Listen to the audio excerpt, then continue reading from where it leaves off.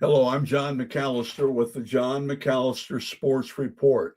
Like I say every day, every time, we do a lot of different things, a lot of different areas on sports. And today we're going to go into the coaches circle or coaches corner and talk with John Rodenberg. He's the head football coach down at Cincinnati Indian Hill High School. John's had 223 victories in his career. He's just a little over, I think he's 30 years coaching, maybe, and great guy. Not only a great coach, he's a great guy. And today we'll talk a little bit about that, but I'm so much more into philosophies and opinions and things like that. And we'll spend a lot of time talking with John on that. Does a great job. Looking forward to talking to him. If you sit back and you'll enjoy my video podcast with Cincinnati Hill High School football coach John Rodenberg.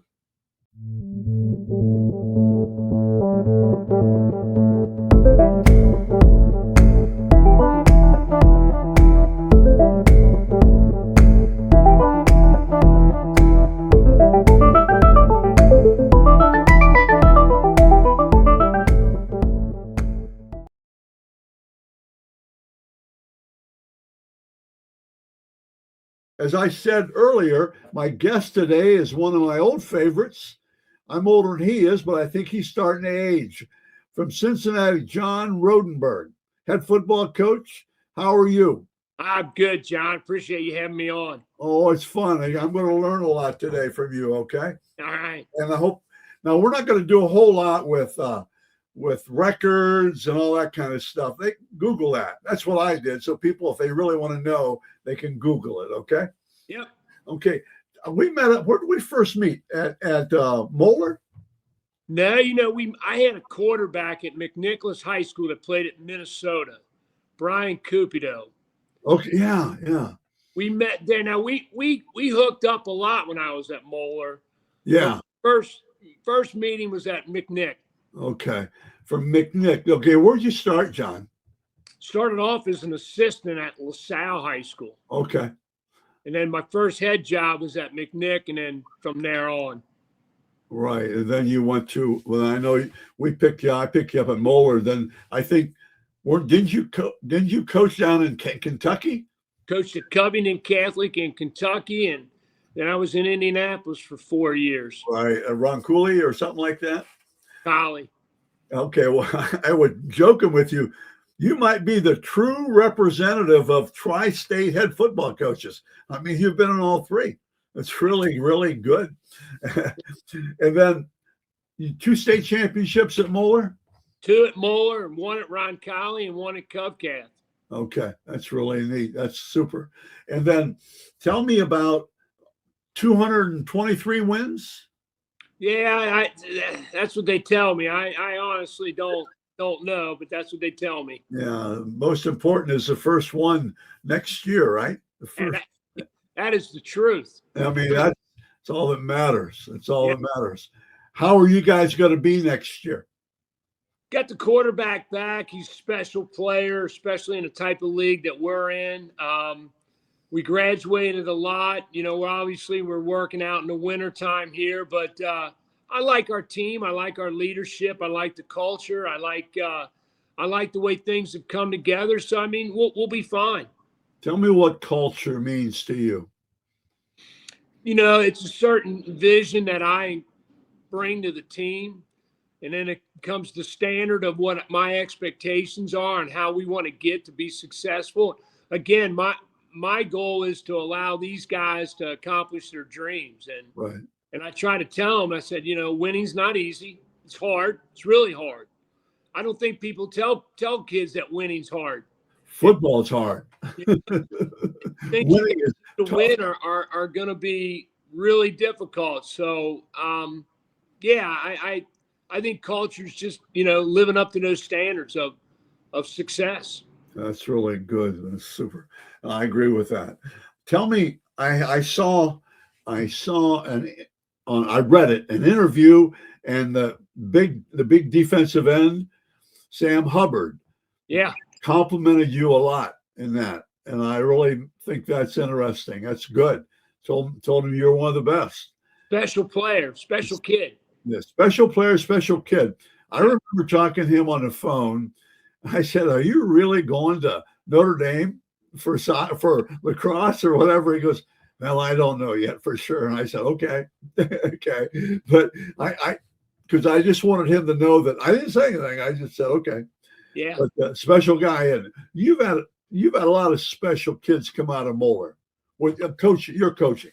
I have. I've had a lot of guys, 2 or 3 of them are in the NFL, and guys just went off and had great careers, and it was a super fun place to coach. A lot of great athletes, and I was in a 10-year streak where we just had really good football players. Right.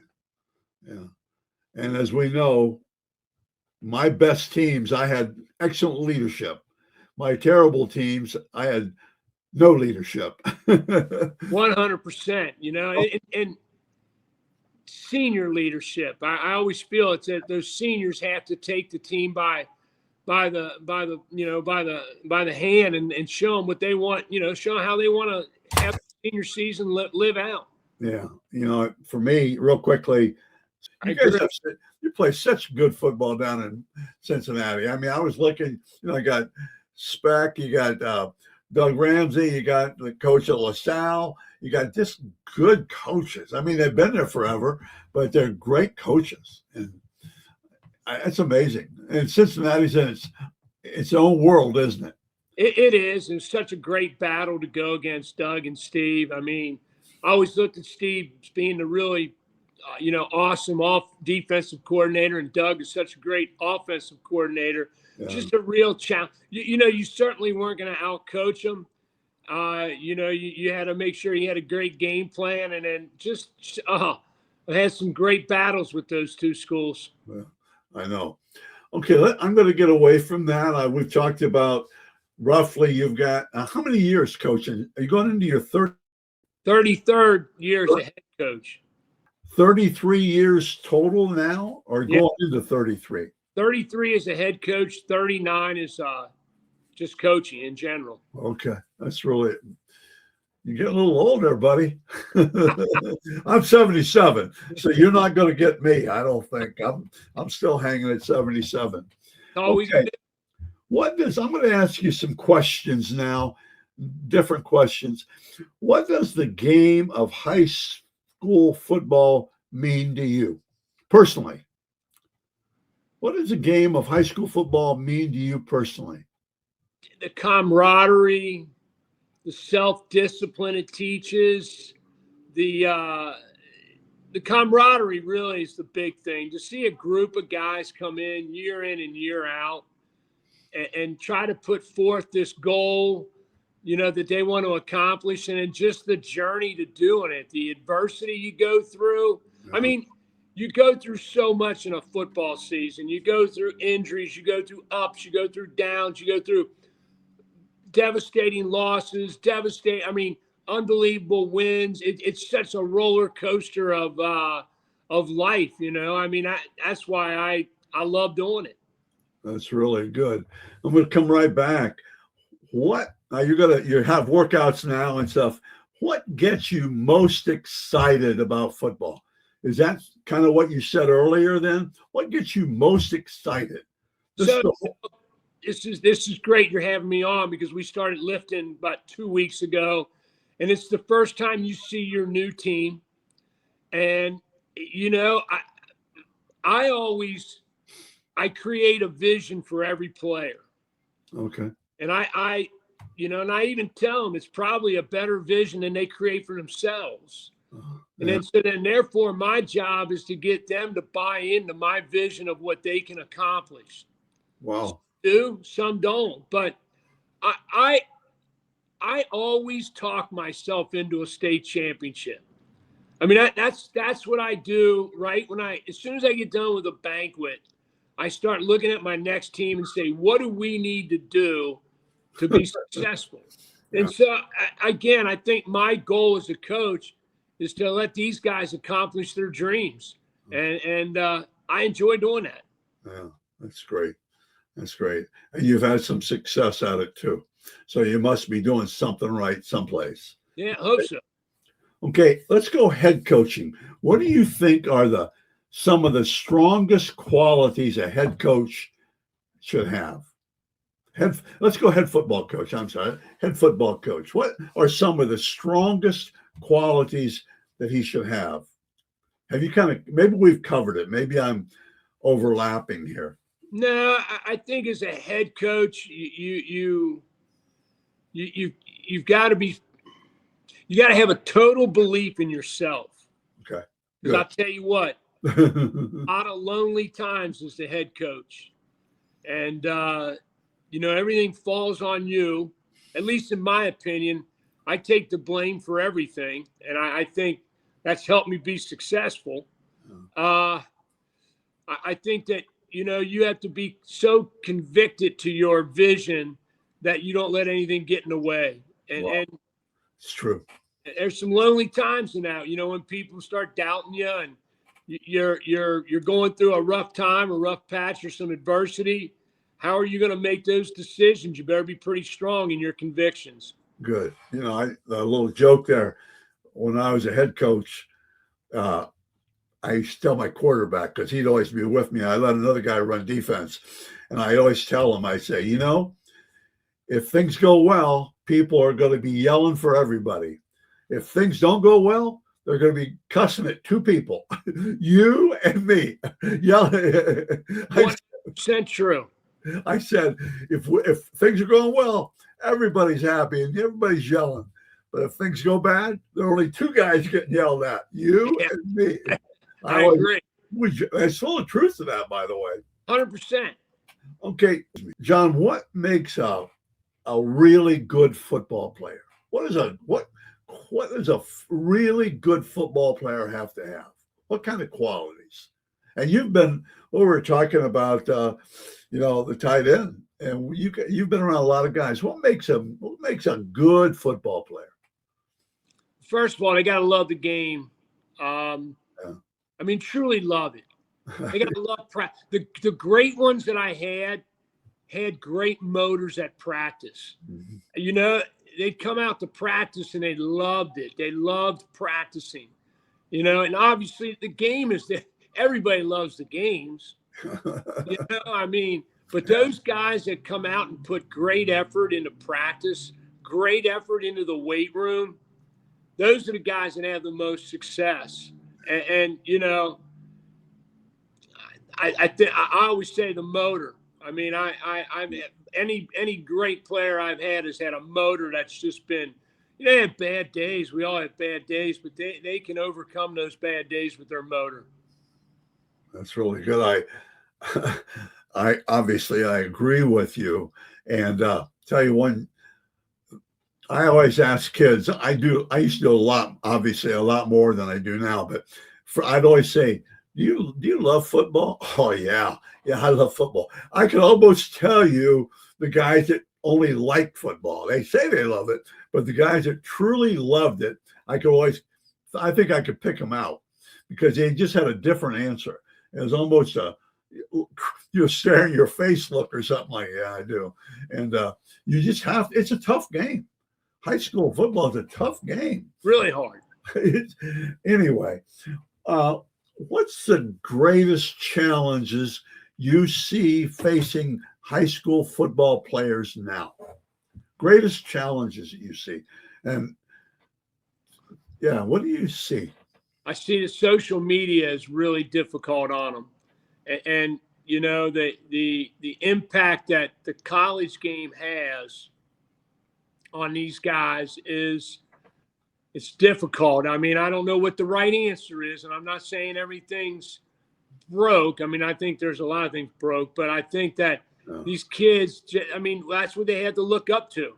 They're trying to look to get to the next level, and then what do they look at? They look at the college game, and they look at everything going on there, and the number of transfers that I'm seeing now in high school football is, first of all, it's ridiculous, and second of all, it's just not good for the game. It's not good for the community. It's not good for the kid. Not good for their parents. Yeah. How important is a football player's image, public image? How important is that? Oh, I think it's more important than they give themselves credit for. I think the way they conduct themselves, um, and then ultimately this game is setting them up for life. It's setting them up for something a lot more than just a game. I mean, they love the game, they play the game. The game is teaching them discipline, but I think what they've got to be is are they not only a leader on the team, but you were alluding to it earlier. Are they a leader in the classroom? Are they a leader in clubs? Are they a leader here? People see that, and I truly believe people will take a look at the football team and they'll sort of mimic those guys. If you have great leaders in the school that are football players, Yeah. I think you got a chance to have good leaders. And maybe I'm being biased. I understand that. But you got good leaders on the football team. I think you got a chance to have good leaders in the school. You've been coaching for what? A little over 30 years. Okay. Yep. What do you see? You've already alluded to it. What do you see as the biggest changes? Biggest changes. One. What? Biggest changes are the parents' expectations. They I always they had this expectation which for their son, which they should. I mean, Yeah. I wouldn't expect anything less, but I think they get caught up in the personal training. They get caught up in they can somehow make their son this great player, and that's not always the case. I mean, I wish they would be content on just allowing their son to be the best version he can be. And I think, to be honest with you, recruiting's the most depressing time of the year for me because, I mean, if I got 30 seniors, let's face it, I got 2 or 3 that are getting recruited outstanding, and then the rest of them, that's difficult. It's hard to talk to parents, but I think parents' expectations on their kids. I mean, I got kids that are going to trainers for everything, and all they need to do is come to the weight room with us, and they'd be fine. I agree with you, and I've seen some, especially quarterback coaches. Oh, I'm 77 years old, and they have all these new ideas and all this stuff. And I said, it all starts with your feet. And people look at what? I said, no, it starts with your feet, and it goes up. Yeah. And you'd be surprised. Well, you'd be surprised. In fact, I've had some guys mad at me because you spend $1,000 a year, but you spend $100 a Saturday, but that's not individual instruction. Yeah. With 10 other quarterbacks. Yep. Anyway, I agree with you. Anything else you've seen change? Parents, individual instruction, anything, John? Yeah, I think kids are they want to be trained, they want to be disciplined. Again, I think social media, I think that's a problem for society. So, I mean, we're not just talking football. I think that affects them a little bit. But in general, I'll tell you what I have seen change. Kids don't have to play football anymore. There's so many things out there. And I don't think rosters are down because of injuries and things. I think rosters are down because kids don't have to play. Yeah. There's so many different things they can go out and do. And Right. I see kids on the street that look good looking kids, and it's like, what's happening? I mean, they got nothing to do. Yeah. Two things totally different. What about the training all year round? Do they have to do that? Don't they? Oh, I've always built my program on the foundation of the weight room, and I do. I think you got to train year round. I think the beauty about my sport is it ends in December and doesn't start back up until August. Now you got 7-on-7 leagues popping up. You got this, but in general, I don't have anybody competing with me to take my players away. Now, I think kids should play basketball. I think kids should play baseball, lacrosse. I definitely think they should do the things they love to do. But if you want to be a really good athlete, you got to train. Right. Okay, let's talk about now your view of college, the college scene, transfers. What do you think? They're getting some bad advice out there. I think, you said it Agents are before. killing them. I agree. There's nothing wrong with transferring, but what's the reason why you're transferring? You Right. know, if the coach thinks you'd be better off at another place, that's a good reason. If you think that you've had a great career at a Division II school and you're good enough and you are all league, and maybe you can play at an FCS or possible Division I. But these kids are getting bad advice from somebody, and it's going to hurt to get. I would like to know, after the portal's closed, what happens to all those kids that didn't get anything? Yeah. What do they do? Yeah. You And know? they're not wanted back. They're Yeah. not welcome back to where they transferred from. And A lot of them aren't welcome back. they're not. Okay. Coach, I really appreciate you taking the time to do this. I love you having me on. Appreciate it. And it's really good. And I love to learn opinions and philosophies and all those things. My last question for you. What's the best compliment you've ever received as a coach? Oh. When a player reconnects with you and tells you what you've done for them, Yeah. or when a player just, sometimes it's not even a comment or a compliment. It's just anytime a player reconnects, you'll be walking in the mall or walking in a restaurant, player comes up to you and says, "Coach, how are you doing?" Yeah. I mean, let's put it this way. If they didn't like you, they wouldn't come up and say anything to you. So when they come up and just say, I love running into former players. I like catching up with them, like seeing how they're doing, like seeing their successes. That's the greatest compliment, is, again, allowing helping somebody accomplish their dreams. Coach, I really appreciate you being on, John. I learned a lot. I think people listen to this learn a lot. Congratulations on your success. 223 victories so far. And looking forward to this year coming up. Good. I appreciate you having me. Thank you. Appreciate it. Thanks, John. Yep. Thank you.